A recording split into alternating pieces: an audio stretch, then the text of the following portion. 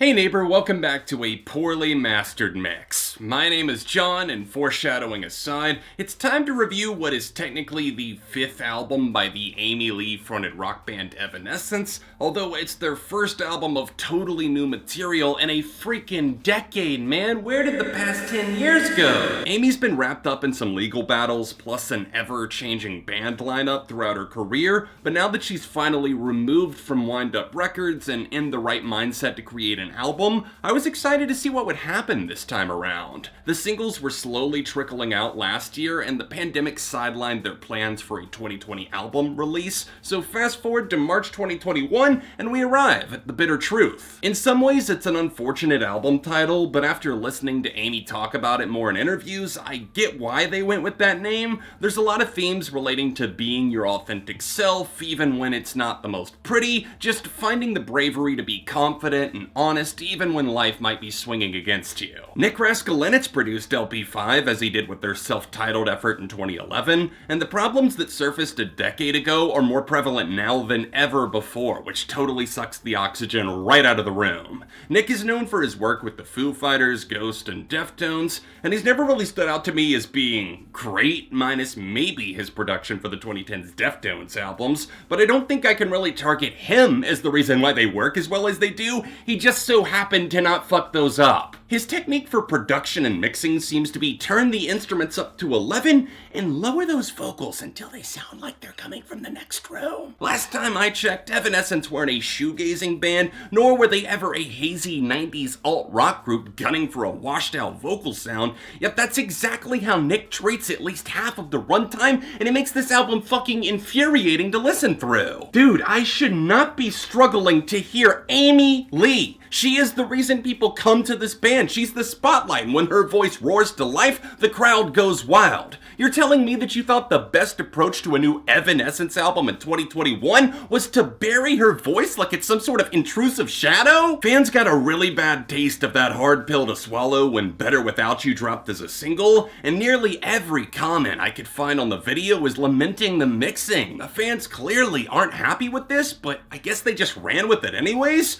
Everyone involved is to blame, and I genuinely don't understand how this happened. There was an entire year between the first single Wasted on You and the arrival of the album, and I get that due to COVID they couldn't work with multiple producers like they originally wanted to, but going with the guy that strips away your power? That's like Superman getting an album produced by Lex Luthor! I went back and listened to the entire self-titled album just to see if I was tripping out about the vocals being too low, and I gotta be honest, I do hear the issues popping up, but definitely not in a super distracting way like we're seeing firsthand on The Bitter Truth. I hate to open the review with this much negativity, but I swear to God it's out of pure frustration because a lot of these songs would be probably just fine with a bit of proper tweaking from someone who actually knows what the hell they're doing. So beyond the obvious production flaws, what exactly is The Bitter Truth? Is this an evolutionary arc for an early 2000s band that managed to stay relevant way past their expiration date?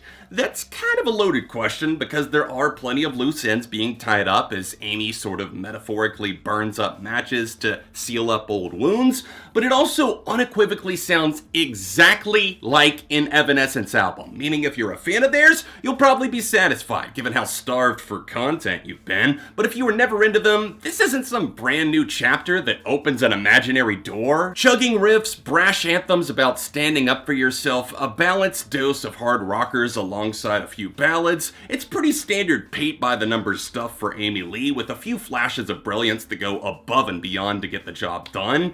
It's a far cry from their best album, The Open Door, but it's about on par with Evanescence, so take that however you will. I think the music starts off extremely strong with the first 4 songs all carrying the torch, like, okay, there's some sort of energy here, lots of good structures, fun riffage, plus Amy is killing it, and at that point, the mixing is more of a minor, less intrusive thought in my head while I'm sitting down trying to enjoy the album.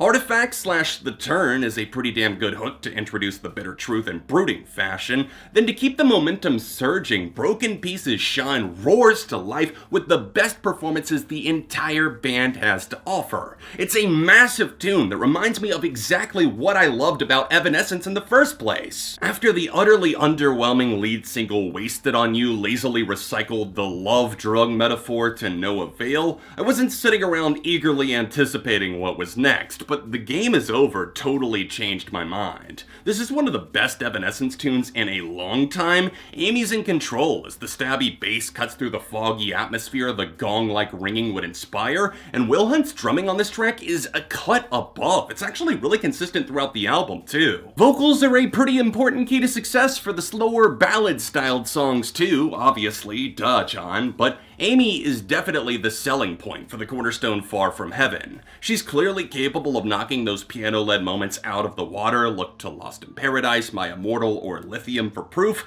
but while this one doesn't quite match up to any of those heights, it's also not that far away either, and that's gotta count for something. The only track on the album I just straight up don't think is a good song is Use My Voice. It's trying very hard to be an anthem for voting, which is a really good intention to have, but that's a complaint I have with Evanescence in general. Amy's tendency to focus on the surface level aspects while nothing of merit is being said that hasn't been said to death. This song became a casualty of that trope, and the horrible millennial whoops tailor-made for rock radio don't help either. At the end of the day, I'm pretty much just hopelessly indifferent to an uncomfortable amount of these songs. Some shots in the dark ring out in spectacular fashion as the floodgates open, but before too long, the problems chasing them the entire way catch up and really start to drag it down, revealing the bitter truth that this album could have been a whole lot better had there been a different engineering crew behind it. I'd be curious to know how you guys are feeling. Are the same problems and tropes interrupting your entertainment too, or am I just being a hard ass for no reason? I stand by my take, of course, but I'd love to hear yours too. A little bit of extra time and TLC was needed, but as it lives and breathes, I'm gonna rate The Bitter Truth by Evanescence a 3. The review might be over, but I have one last favor to ask. Tap that like button on your way out, whether you agreed or disagreed. It's all just opinions at the end of the day, and a like or a share is a great way to help support what I do. You can see me review another Evanescence album by tapping here, or you can tap here to watch a different rock review. My Instagram, Twitch, and other social platforms are all linked in the description down below, and I'll see you soon here on ARTV.